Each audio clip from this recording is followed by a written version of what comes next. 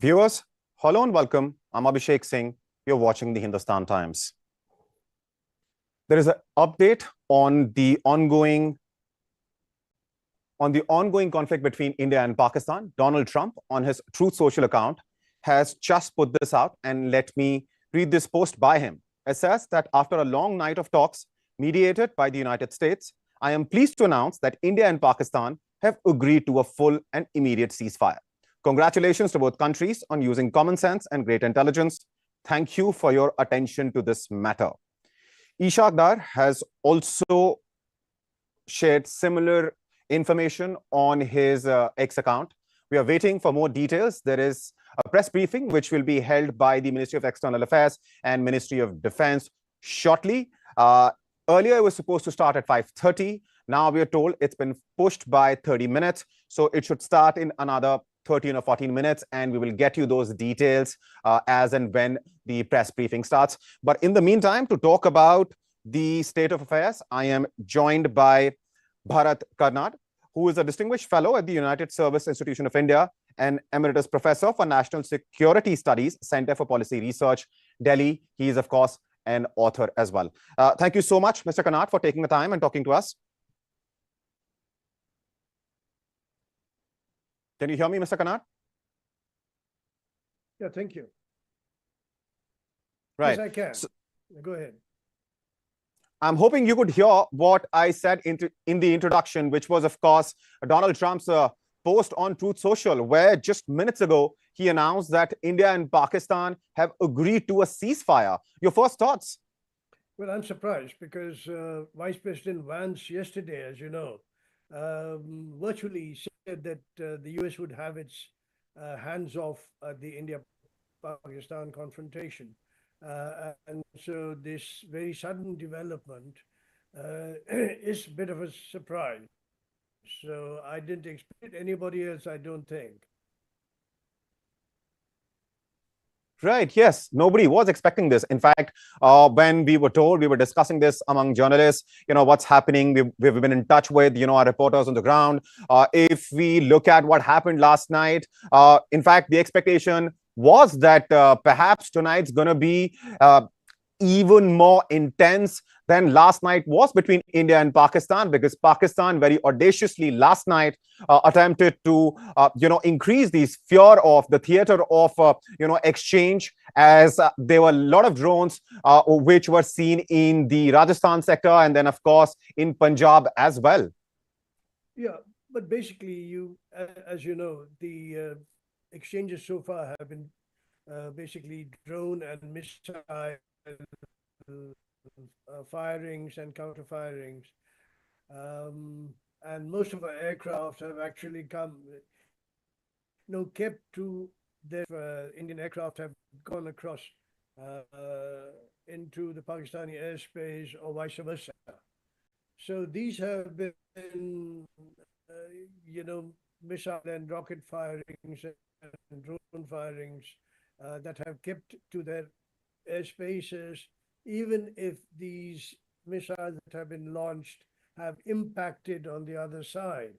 So this may be a new way of air warfare, where the aircraft keep to their airspace, but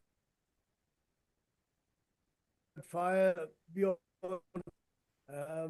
So yeah, this is if the ceasefire holds, as seems to be the case, if both sides accept, and if, as you say, the Pakistani defense minister has already said yes to it, and that the Pakistan government has climbed onto the bandwagon of a ceasefire, then we await Jaishankar, whoever else is going to brief us, the world, whenever it happens at 6 o'clock, I think another 10 minutes or 8 minutes from now, and we'll see what that means.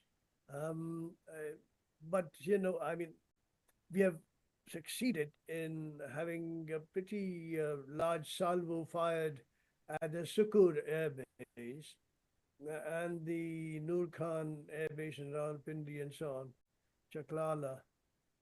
So, Yes, yes. in terms of Mr. Kanat, what's interesting is the timing of this, because in the afternoon we were hearing from sources that India has decided that any future act of terror will be considered an act of war against India and will be responded accordingly. That's what we were hearing from our sources.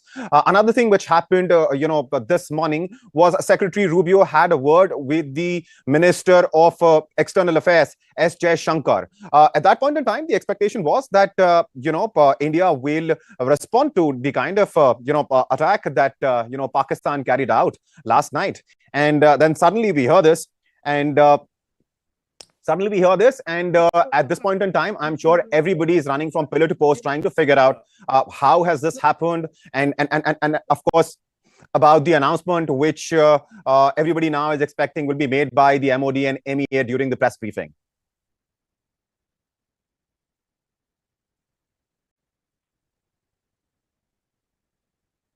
And for our viewers, I think there is some technical difficulty we are facing with Mr. Kanat's connection. But by the time he joins us, let me give you an update on just over the last 48 hours how things have taken multiple turns.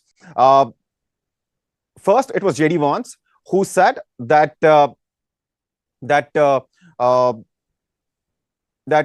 US would like to be hands-off as far as the conflict between India and Pakistan is concerned. US is in no position to interfere, to tell India or Pakistan what to do. And it is a matter between the two countries. And the US would like to see them resolve this. After that, of course, we heard that Secretary Rubio had a word with India's external affairs minister. Apparently, the US administration has also been in touch with authorities in Pakistan and by military militaries in Pakistan. Pakistan, it is military which holds all the power, and that happened. And of course, the attacks which started last night around 8:15 resulted in those attacks continuing till early in the morning. There were drones which were neutralized in Naushera sector, in Punjab, in Rajasthan by the Indian Armed Forces. And hours after, it is 5:53, just a few minutes before the press briefing of the MEA and MOD starts.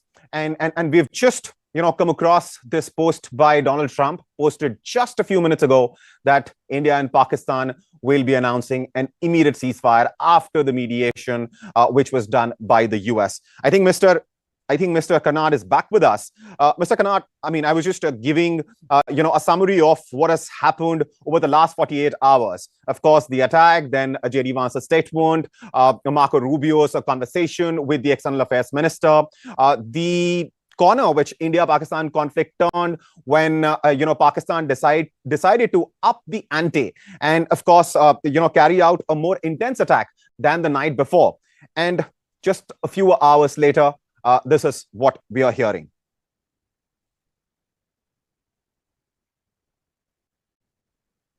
Viewers, I'm also gonna share with you what Marco Rubio has tweeted. But before that, I am joined by a distinguished retired army officer, Brigadier Mahendra Singh Jodha. He is with us. Can you hear me, sir?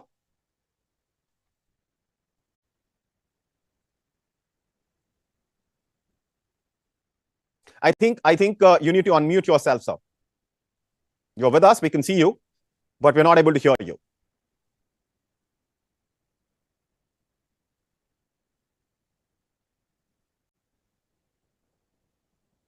Right.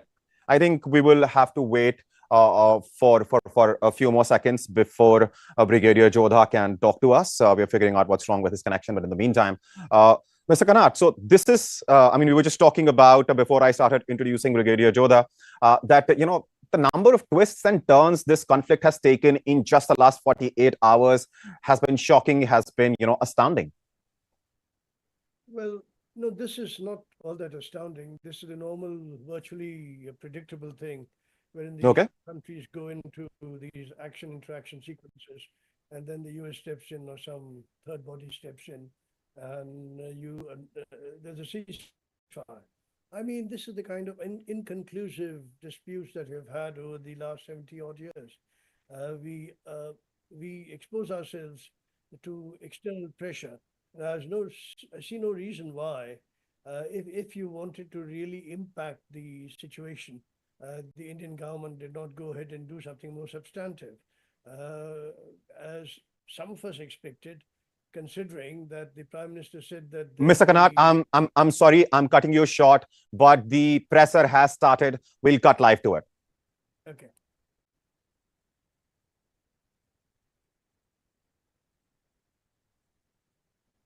The Directors General of Military Operations will talk again on the 12th of May at 1200 hours.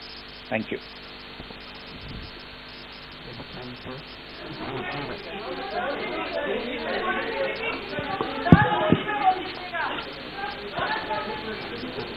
I have a very brief statement to make. Following that, as you know, there will be a briefing by my colleagues from the military.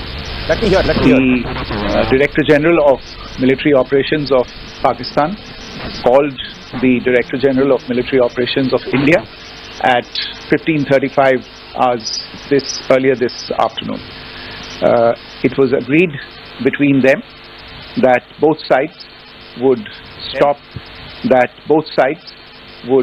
stop all firing and military action on land and in the air and sea with effect from 1700 hours Indian Standard Time today. Instructions have been given on both sides to give effect to this understanding. The Directors General of Military Operations will talk again on the 12th of May at 1200 hours. Thank you. I have a very brief statement to make. Following that, as you know, there will be a briefing by my colleagues from the military. The Director General of Military Operations of Pakistan called the Director General of Military Operations of India at 15:35 hours earlier this afternoon. It was agreed between them that both sides would stop all firing and military action on land and in the air and sea with effect from 1700 hours Indian Standard Time today. Instructions have been given on both sides to give effect to this understanding. The Directors General of Military Operations will talk again on the 12th of May at 1200 hours. Thank you.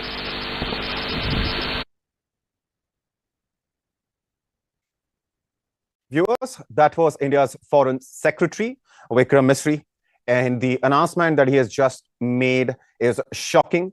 The press briefing, which was expected to start at 5:30, started with a delay of about 27 minutes at about 5:57. And the statement made by the Foreign Secretary was very short, crisp, and completely unexpected. The reason I say completely unexpected is because here's what he has said, and I quote, "The Director General of Military Operations of Pakistan called his counterpart. It was agreed between them that both sides will stop all firing on land and sea. The DG of Military Operations will talk again on 12th May. After making this brief statement, the Foreign Secretary left the stage while the journalists who had gathered here for the press briefing were trying to stop him for questions because, of course, at the end of press briefing, the ME officials and armed forces personnel, Colonel Qureshi, Wing Commander Singh, along with the Foreign Secretary Vikram Misri, have been taking questions and addressing some of the doubts which come in and some of the matters which need clarification. But this announcement has come just minutes after Donald Trump on his Truth Social account, said that US has facilitated, mediated a ceasefire, immediate ceasefire between India and Pakistan.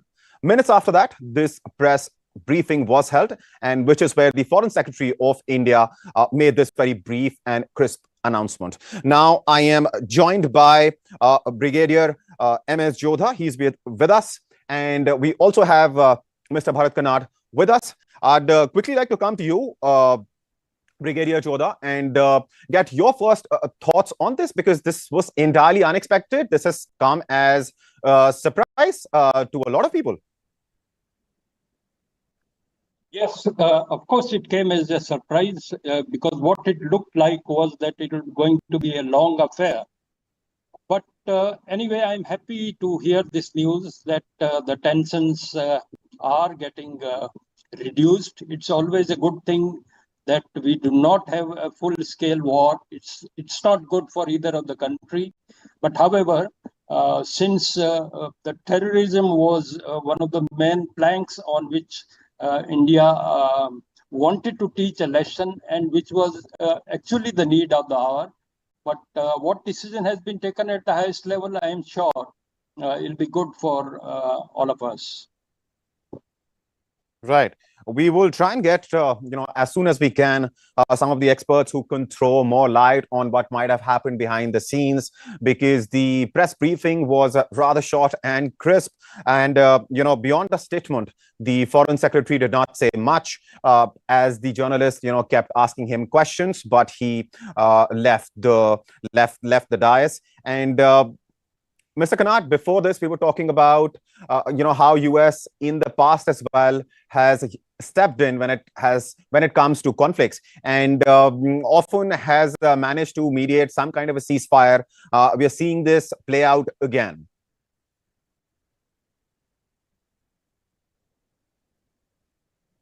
I'm not sure if Mr. Kannad can hear me.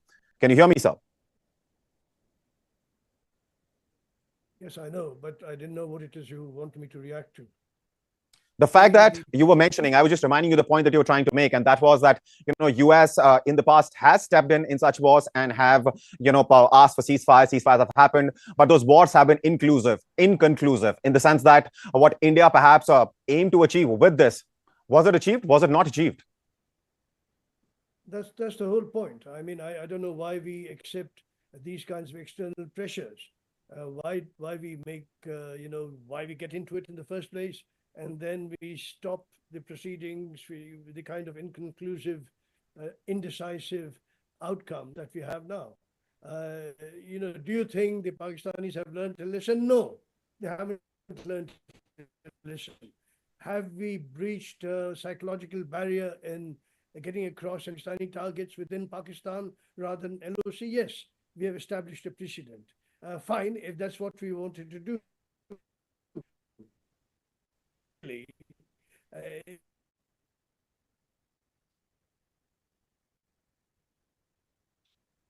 I think Mr. Kannad's connection is rather patchy. I'll request the crew to check the connection once again, and until he joins us. If you think you're going to every time respond the way you have by now hitting across into Pakistan, fine. You're going to have these contingent circumstances every now and then, but it's going to resolve nothing. I don't know what to make of this, other than the usual kind of, as I said, action, reaction, and then suddenly there's a ceasefire and things go back to where they were. This is really quite ridiculous. I don't think this is the sort of outcome that India should expect, or Indians should expect, promising big things. The Prime Minister said, what did he say? Unimaginable for Pakistan. So what was unimaginable so far? Is this what unimaginable consequences are? I don't think so.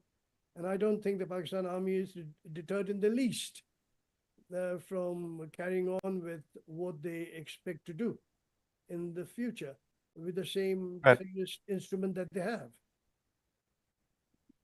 Right. And at this point in time, we'd be speculating if we try and, find some reasons because of which this might have happened, perhaps even, speculate as far as the terms which might have been discussed between the two countries, after which this was decided. But we'll wait for those details, of course, to come out and then discuss them threadbare. But at this point in time, Brigadier Jodha, I'd like to come back to you as Mr. Kanat was, referring to the fact that this was inconclusive. The terror camps are still there. What did we get out of this, and was there really some merit in stopping now that we had started? Not that we are mongering for war. In fact, it is a good thing that there is peace. But on what terms? Yes, since we are not fully aware of the exact what would have happened or discussed between the Director General of Military Operations of both the countries, I'm sure they would have exchanged various facts and figures and would have taken the decision to hold the firing both at the land, air, and sea for the next 48 hours, I think.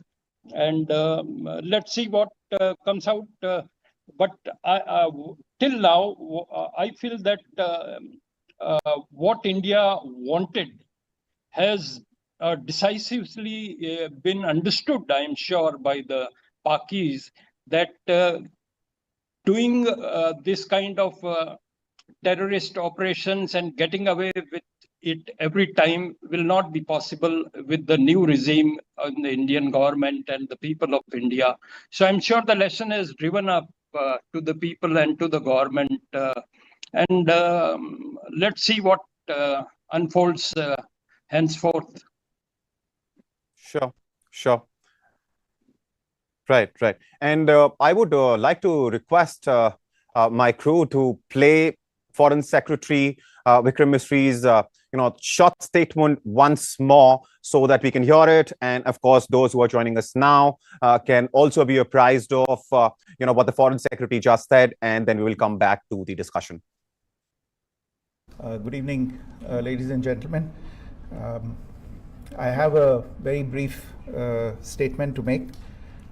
Following that, as you know, there will be a briefing by my colleagues from the military.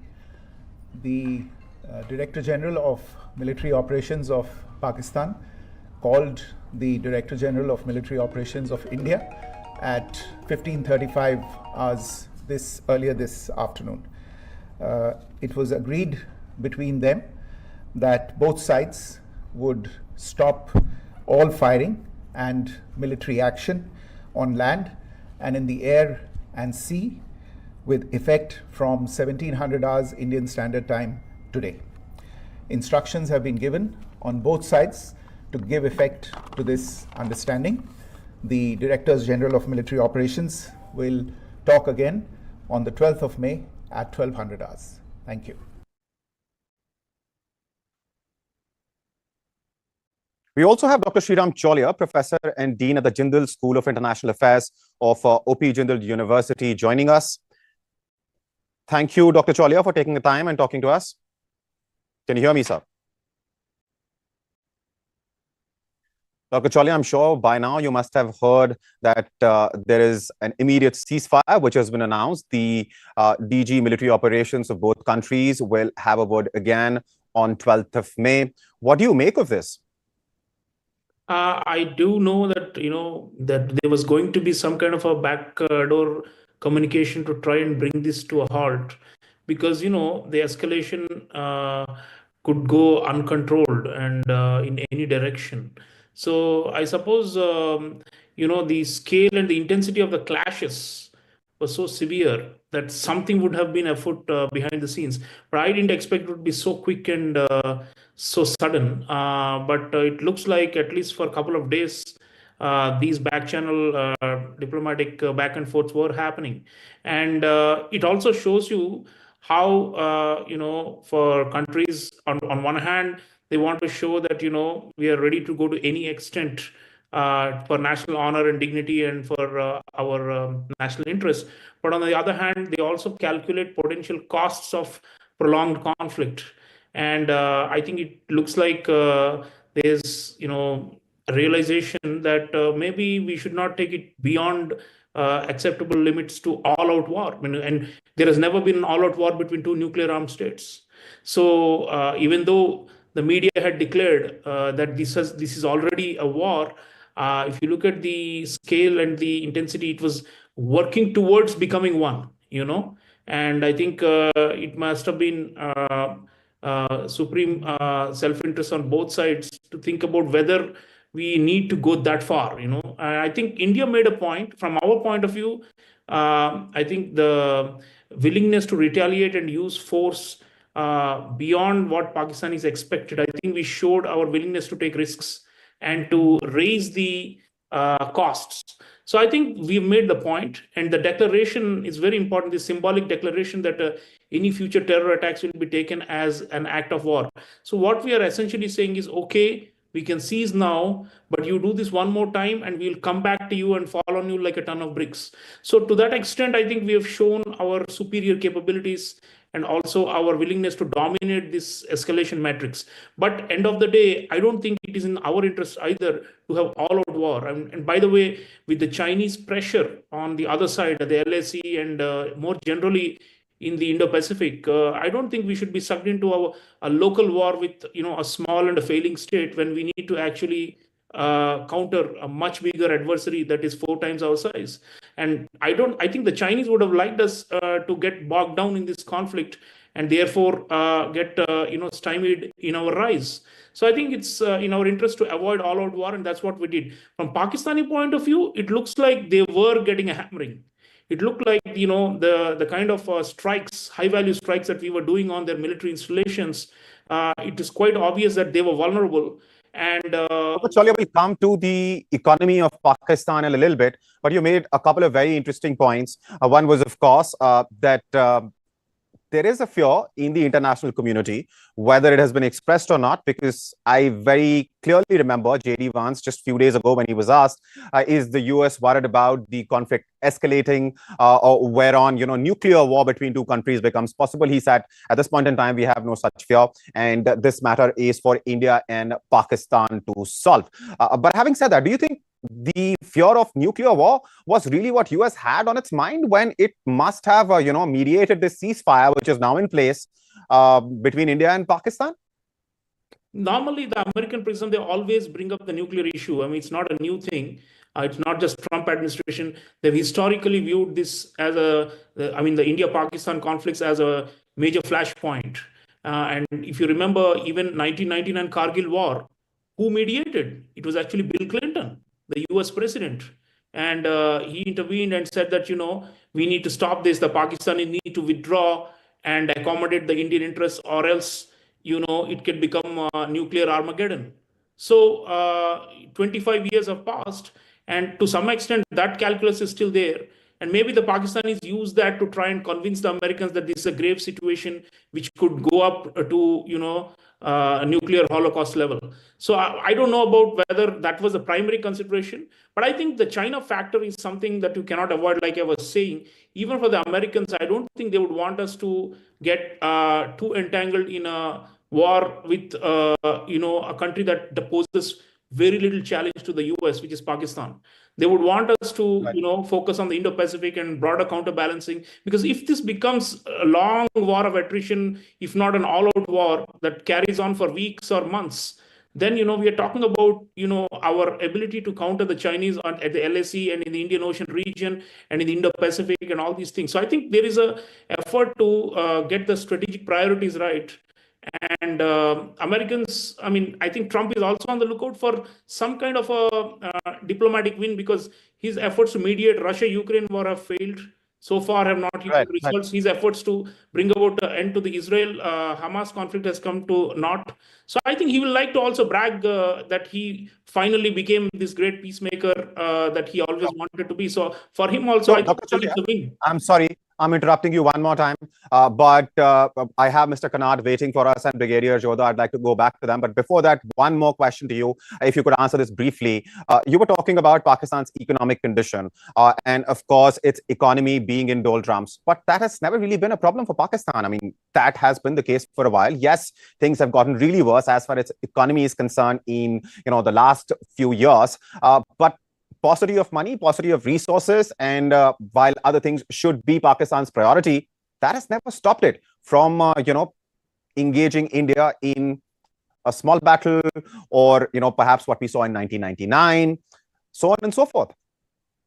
Yeah, but I don't think it's just due to economic vulnerability. They just actually got a bailout from the IMF just 24 hours ago, Right. and it may be tied to the conditionalities that we're talking about. The Americans must have said, you go for a ceasefire or else you don't get the money. We don't know about all these things that go on behind the scenes in international financial institutions. So, yeah, that factor was there. But I think more than that, the military pounding that they were getting was exposing their vulnerabilities. And I don't think China could have immediately replenished their stocks or immediately come to their rescue in a very blatant and an overt manner. China was sitting behind them and was, silently aiding them. So I think they calculated that they could not last this combat beyond 2 or 3 days. So I think for them it was like surrendering, but with chin up, and with something to brag about, that we showed the Indians that we can resist them. And I think they will now try to claim the moral high ground, and and brag that we forced the Indians to surrender. That is always how Pakistanis try to save face with their general public and to maintain the aura of the invincibility of the military. But the reality is they took a pounding, and I think they have been brought to their knees, and that's how they agreed to this. Right. Brigadier Chodha, let me come back to you, sir. Dr. Cholia made another interesting point before wrapping up, and that was that Pakistan wanted to make it clear that it can resist India, it can counter India, and now we are entering into the speculative territory. But please, if you can, do you think is that the reason why last night's attack were perhaps so intense? Made very valid points. It was well known that the Pakis can't last more than a week. In any case, their intent of going all out, or trying to show that they are capable of going all out, their whole aim was just to get pressure off the public from the Pakistan at home, and therefore they were more than willing. And that's why they would have agreed for a short ceasefire. And I think also it's in the overall interest of our country, as our economy is doing well, and why get embroiled in a long war with Pakistan, which has got not much consequences. The Pakis themselves realize it. We know it. So I think it's a good thing that we go in for a ceasefire, and let's see how it unfolds after 48 hours.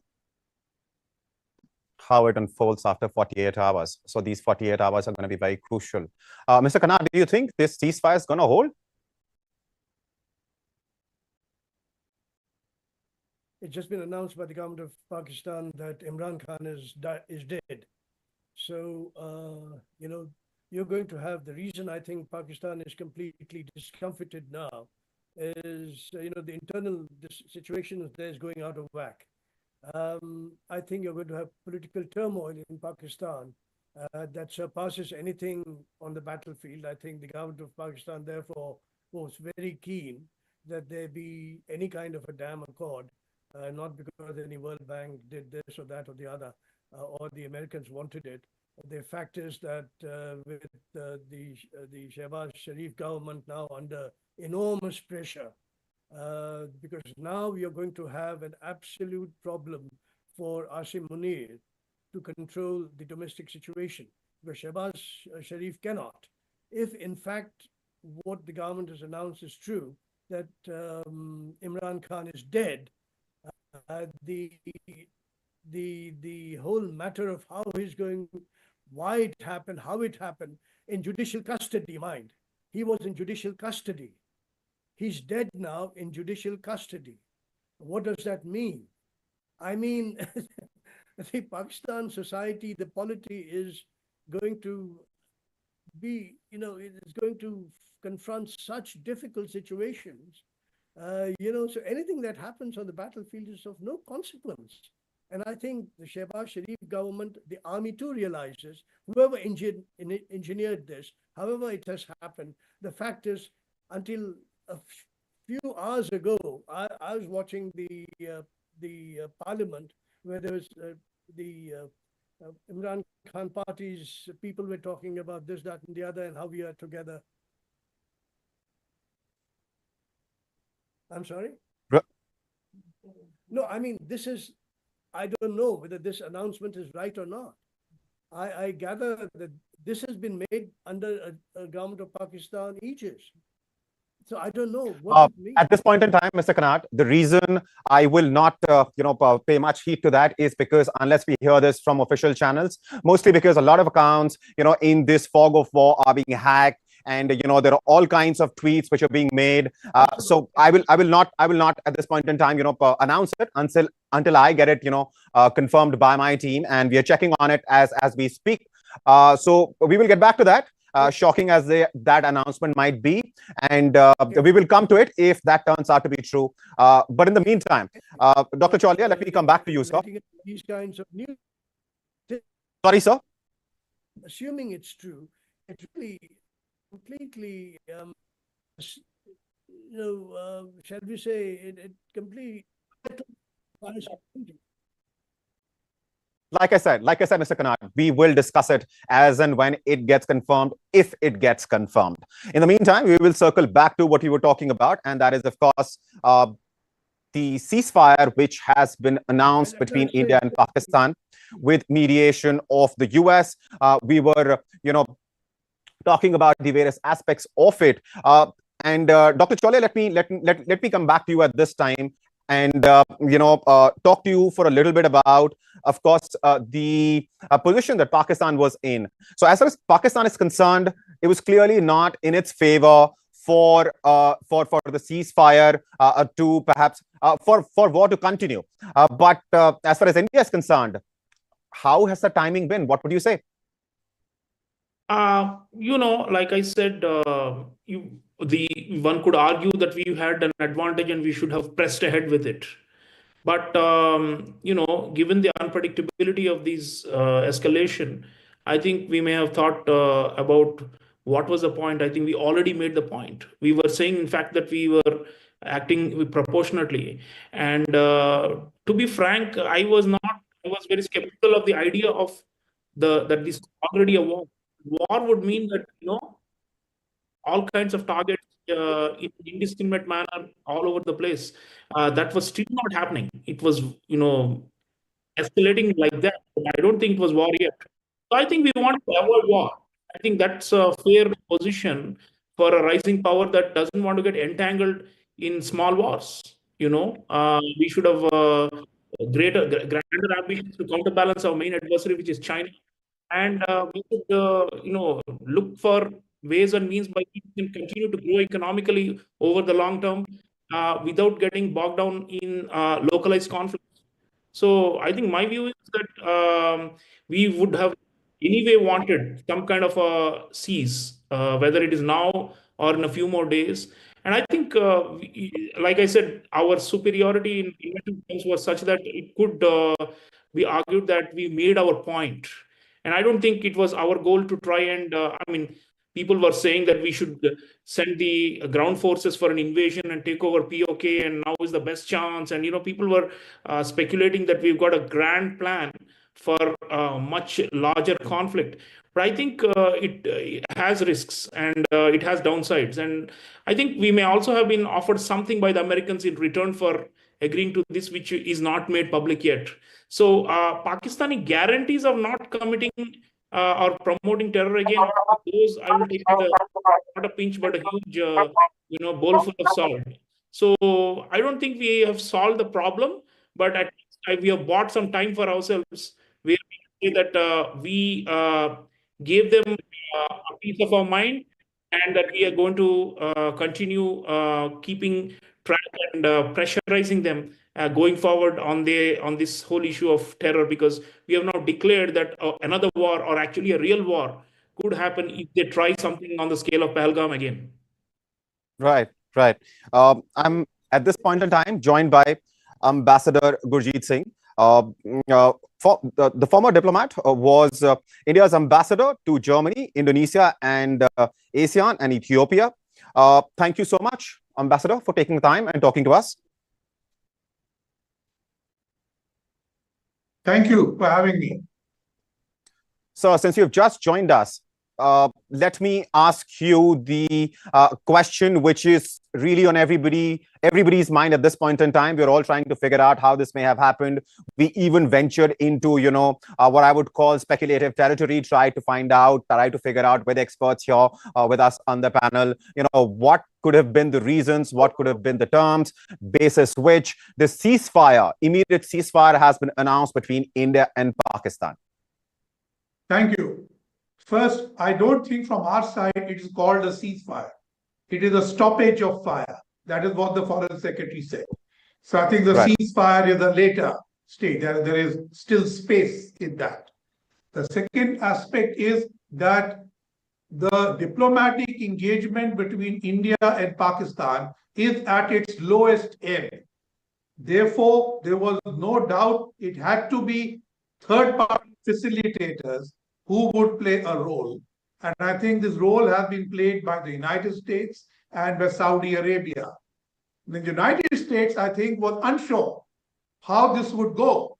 And having already faced a kind of a slap in the face over Ukraine, we saw that both President Trump and Vice President Vance were distancing themselves from the process, though Mark Rubio was fully involved with the foreign minister, the NSAs, and perhaps in Islamabad, he was calling the wrong number. And I think today he called Rawalpindi and finally spoke to General Munir.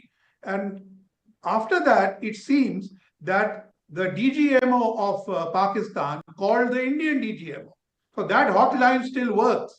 And please remember, in 2021, it was that hotline which instituted the ceasefire, which then fell apart in 2023.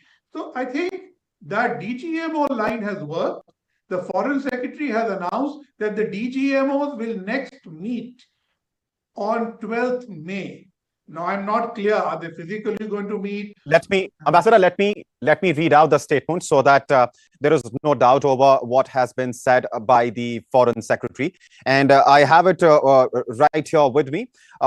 The Foreign Secretary of India, Vikram Misri, at the press briefing today, which was expected to, like I mentioned earlier, expected to start at 5:30, started with a little delay, around 5:57 p.m. IST, said that the DGMO of Pakistan called the Director General of Military Operations of India at 15:35 hours this afternoon. Earlier, it was agreed between them that both sides would stop all firing and military action on land and in the air and sea with effect from 1700 IST today. Instructions have been given on both sides to give effect to this understanding. The DGMOs will talk again on 12th of May at 1200 hours. Yeah, to talk again.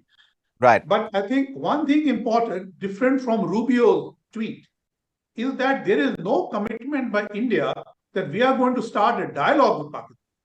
So I heard your other panelists say that there are no talks with terror at the same time. So I think what levers were pulled to get to this stage?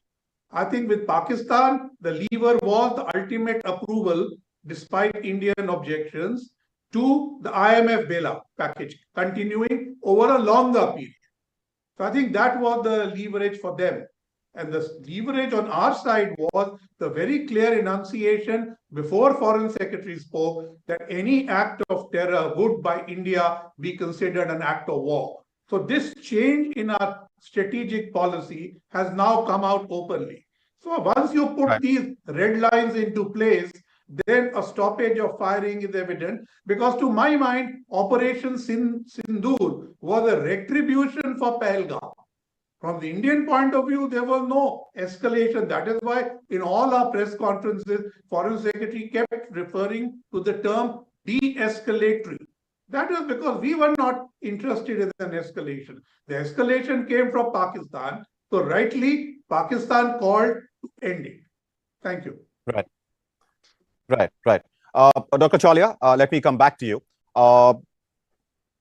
Do you think, and we are, of course, again, connecting some dots here because we're speaking while all of this is unfolding. And the question to you is, do you think the IMF bailout yesterday, which you briefly refer to, while talking about the economic condition of Pakistan, do you think this ceasefire, which has been agreed upon with India at the same time, announcing that any future act of terrorism will be taken as an act of war, and yesterday Pakistan receiving, 1.3, $1.4 billion, along with that, another $1 billion, which has been freed. Do you think these perhaps were, the conditions, some of the terms?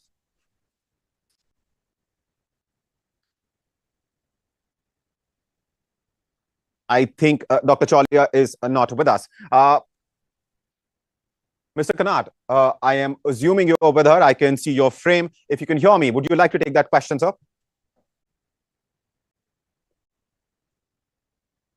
Yes, the credit from IMF, $1.4 billion, and another $1 billion, which was freed. And this was done under the Climate Resilience Fund to Pakistan. And could this have been contingent on it, the ceasefire?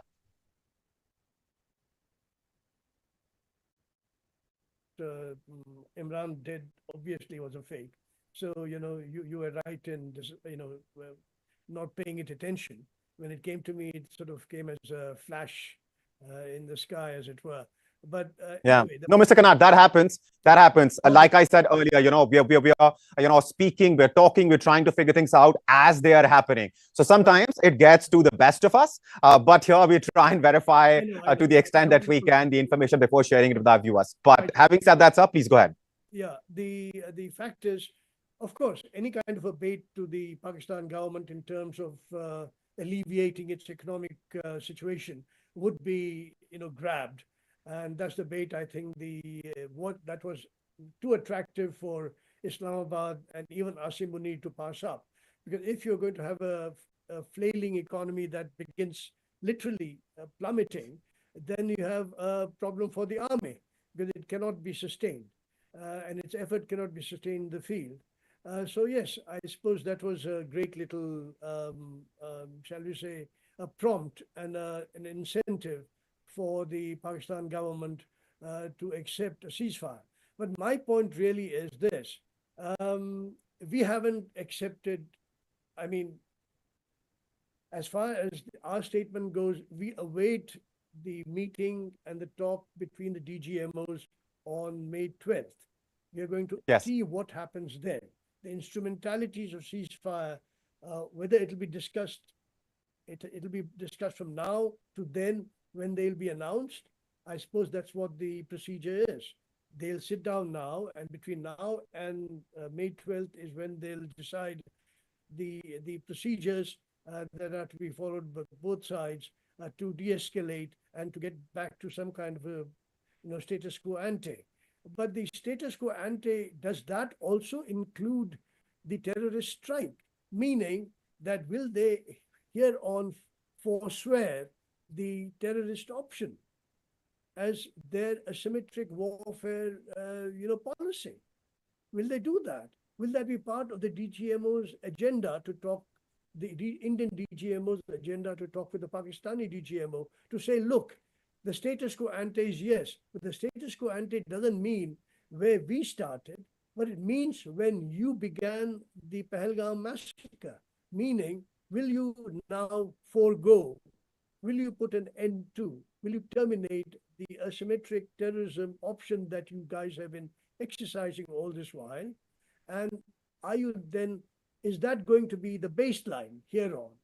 Because we have already announced, the government of India has already announced that any terrorist action will be an act of war, will be casus belli, cause for war. If that is the case, fine. Then we have something to look forward to. But I'm very, very doubtful that that is the status quo ante you're going to get. Or maybe if the Indian DGMO pushes and there's enough pressure, external pressure on Pakistan, they'll say, yes, it includes our forswearing of the terrorism option that they have had all this while. So the one good thing that has happened with our strike on Muridke and Bahawalpur, and it's a very important thing, is that we have said any terrorist act anywhere is going to be, we are going to strike into heartland of Pakistan, which is Punjab. Wherever we think we are, whatever we'll select the targets and we'll hit. And that's a very good precedent to set, as I said in my opening statement. So yes, I think the Pakistanis would be now alerted to the situation, new situation they are in. Of course, they'll benefit from the World Bank grants and so on, 1.3 billion, whatever, and that'll help them tide over the present situation. But it's not going to be a panacea for them. 1.5 billion means nothing. The total hard currency reserves right now stand at about $14 billion, of which 7 billion cannot be touched by them. They are the Emirati and the Saudi deposits that the condition is that you can't touch them. So in other words, they have only 7 billion to play with. And with a 1.3 billion, it is kind of a cushion for them, but for a very short term. So I hope that whatever solution the DGMOs arrive at is not a short-term solution. That there's it has to be long-term, right? It has to be, there's a longevity to it. There has to be a durability to it. And it has to be long-term, or it means nothing. Again, it's the same thing. You get back into the same terrorism stuff, and then we are stuck with having to deal with all kinds of the usual kinds of constraints on us, on our options.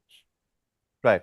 Ambassador Singh, that's a very interesting point that Mr. Kanad has made there, and you know, and let me sort of, you know, add one speculative line there and pose a question to you, and that is that one of the conditions which must have been there from India's side when US was trying to mediate a ceasefire, or not a ceasefire but a stopping of firing between India and Pakistan until 12th of May, which is when the DGMOs will talk again of both countries, must have been that terror emanating from Pakistan stops now. Otherwise, there is no point. We will have to take care of it on our own. And the only way in which, at least at this point in time, India thinks it can take care of terror emanating from Pakistan is by striking at the heart of it. If it means war, so be it. But as long as, you know, Pakistan-backed terrorists keep killing innocent civilians like they did on 22nd April, India has no option left but to strike these camps inside Pakistan, sir. So Mr. Bharat Karnad is always an interesting person. So I always enjoy listening to him. Right. Now, the question that you asked me, when we did Operation Sindoor, it was clearly retribution for the terrorist strike in Pahalgam. Yes. It was at that time not called an act of war. Then we kept saying it is non-escalatory. But when Pakistan started attacking air bases and civilian targets, we retaliated in kind. Okay? Yes. But before agreeing to this stoppage of firing, there was an Indian announcement that in future any terror strike will be considered an act of war. So there is an evolution from the start of Operation Sindoor till today on how India views the terror strike. I think in practice, we were reacting to terror infrastructure. Now it means that we will strike beyond terror infrastructure in case there is a terror strike from a country across the border. Right. That to me is the difference. Indeed, indeed. And I also want to say that this hotline between DGMOs is for operational reasons. It is not a diplomatic negotiation. So I don't think you are going to see composite, comprehensive, whatever dialogue happening again. I don't think you will see the return of larger number of diplomats which have just been cut down. So I don't think those expectations are realistic. You are ready to have what Pakistan initiated, that is attacking Indian bases, that is going to cease, and Indian retaliation will cease. But if there is a terror strike, India will strike again. That, to my mind, is the understanding. India will strike again. You know, just minutes ago, Deputy Prime Minister of Pakistan, Ishaq Dar, just said that ceasefire between, and interestingly, he has used the term ceasefire. ceasefire between Pakistan and India was full-fledged, not a partial one. And he was talking to Geo News. Having said that, India, during the press briefing by the Foreign Secretary of India, Vikram Misri, very clearly said that as far as the status of things at this point in time is concerned, both sides have agreed upon stopping firing, and the DGMOs of both countries will speak on 12th May. And beyond that, the Foreign Secretary did not say much. Of course, there were journalists trying to ask him questions because this came as a shock to everybody. But on that note, at this point in time, viewers, surprising as it might be, the tensions which had started taking an ugly turn between India and Pakistan, as Pakistan upped the ante last night and targeted multiple military installations and of course civilian infrastructure as well, including hospitals, multiple hospitals. At this point in time, all of that will come to a halt, and perhaps on 12th May, situation will be reviewed again by India, and of course we will find out at that point in time the future course of action. But on that note, thank you so much for listening to us, for joining us. Thank you.